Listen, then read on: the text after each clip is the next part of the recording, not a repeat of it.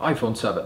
What's up guys, Everything Apple Pro here, and I have the new iPhone 7 in hand. As we all know, Apple did make it water resistant. So what does that mean? It's got an IP67 rating. Basically, you can sink it down to 1 meter, leave it there for 30 minutes, and be able to pick it up and it'll be just fine. But will it really hold up? That's what I want to test out today, and I built an awesome contraption to go ahead and do that. So officially, we're going to test it at the 1 meter rating for 30 minutes. Then I want to test it at a next level, comparing it to the new Galaxy S7. So that means 1.5 meters at 30 minutes. I want to see, even though it's not rated at the IP68 rating that the Galaxy is, if it'll hold up at that rating. Basically, how water resistant is the new iPhone at a depth of 1 meter and 1.5 meters for 30 minutes. Let's find out. Okay, so what we're gonna do is we're gonna sink these in very carefully to try and get them sitting on the bottom, so we can go ahead and see through this vase. I've actually never done something like this. Usually we just throw it in the water and see what happens. This time around I actually want to measure it and at different depths. So some of you guys might be asking, won't the water pressure not be the same as it would be in a pool? Well, I actually consulted with a really smart friend, smarter than me, and he told me it's not about the surface area of the water, it's actually just about the height and depth. So this will still have the same water pressure down here as it would in a 5-foot pool. But this is only filled to about 3 feet and 3 inches, the rating of the iPhone 7. So let's go ahead and test that first. And we're gonna sink this in alongside with the Galaxy S7. All right. Not long enough. That's what she said. All right, the first to go in will be the Galaxy S7, and we're gonna start a timer. So at 1 meter for 30 minutes. All right, man, this is sketchy. Here it goes.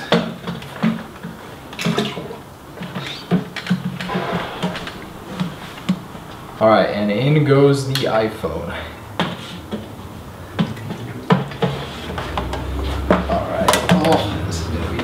Alright, so we're actually approaching 9 minutes right now.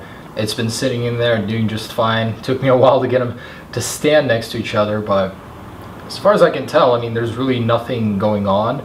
The display isn't even moving around, and this is water taken straight from the tap from outside. So just regular water, 1 meter.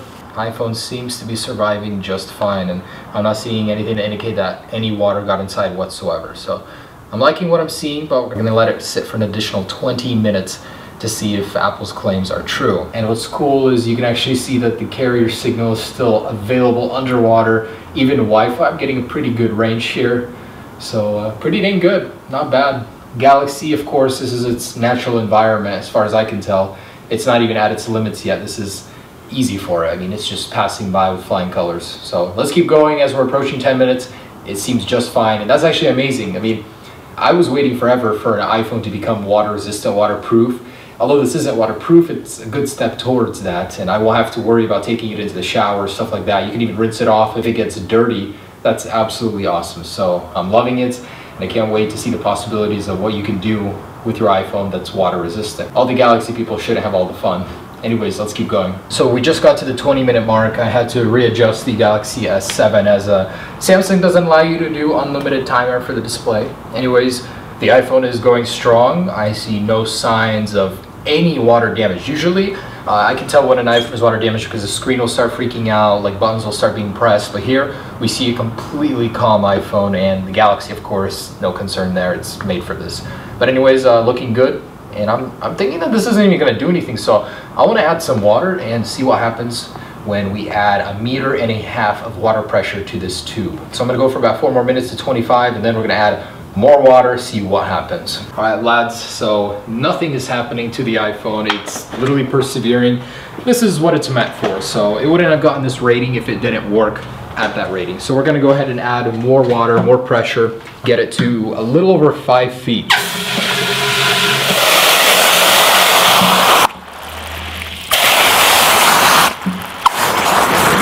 Right, so there it is, literally completely full to the brim. That is a little over 5 feet of water pressure. And now we're gonna go ahead and see if the iPhone will still fare good. So we're gonna leave it here for a good amount of time. If this doesn't do anything, we're gonna go and take a swim, get some movement, just to see with movement what happens. All right, so we're approaching 35 minutes in the water. So this is already 5 minutes over Apple's rating, and it was about 10 minutes in water deeper than what it was rated for. So 1.5 meters of water. The Galaxy screen turned off, timeout, whatever, but I'm gonna go ahead and pull them out and see if there's any physical damage to the iPhone after being kept in the water for so long. And after this, we're gonna go to the river and do some movement, some shock in the water, see if that makes a difference. Okay, you got it. All right, so got the iPhone. There it is. I'm gonna pull the Galaxy out.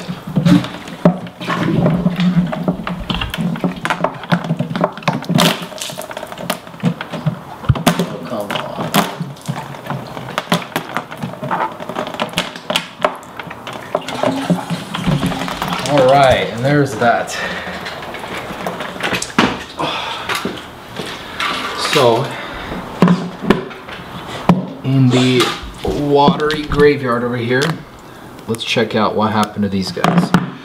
So, oh shoot, oh, for a minute there I thought the Galaxy was done for, but it's still going strong. So it is going a little bit crazy. I'm not sure if that's because of water on the display. If it continues to do that, it might actually have water inside. So I'm gonna set this aside and check out the iPhone for the time being. 3D Touch Home button is still working just fine. The display is responsive. Looking at the camera, I'm not seeing any moisture in there. In the back, no moisture. It actually seems like a very, very solid enclosure, so water would have a very hard time even getting in here. They sealed off the home button, sealed off these buttons, they're no longer concave, so it's definitely a better design for the water resistance. I'm liking this. And of course, Apple recommends you don't charge your phone. Oh, what was that? There's a certain amount of time Apple recommends you don't charge your phone for after. I'm not sure how many hours, but you should never plug in your iPhone if there's moisture in here. Make sure to blow it out, dry it out. But guys, I'm not seeing any signs of damage. I'm seeing a scratch on the display from something. So it's going to be very visible for people with black iPhones. Other than that, it seems to be just fine. After 35 minutes in the water, and 10 of those being in 1.5 meters of water. So let's go to the lake and see with some movement if we can change the status of this iPhone to deceased. Let's go ahead and head out to the club. Okay, iPhone 7, I'm gonna go ahead and jump off just maybe like 15, 20 feet right here. Do some swimming, see if this thing can handle it, but beautiful view. All right, let's do this.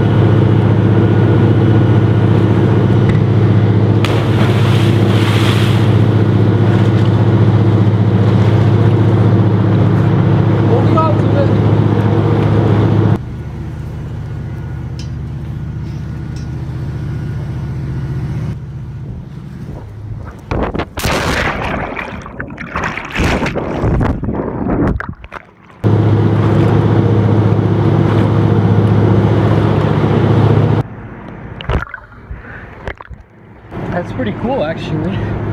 Look at that view. Woo!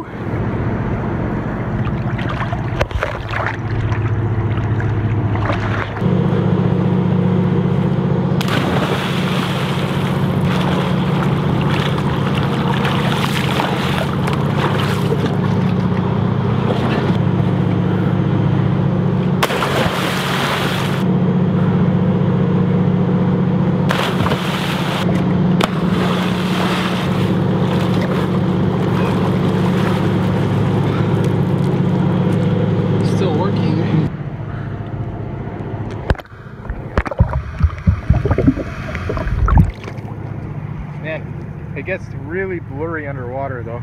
I'm actually gonna try and perform a bee rescue right now. There's this little guy struggling in the water. Luckily for me, I've got my iPhone 7. I can handle this, so climb on, buddy. There's a bee sitting on top of the camera sensor right now.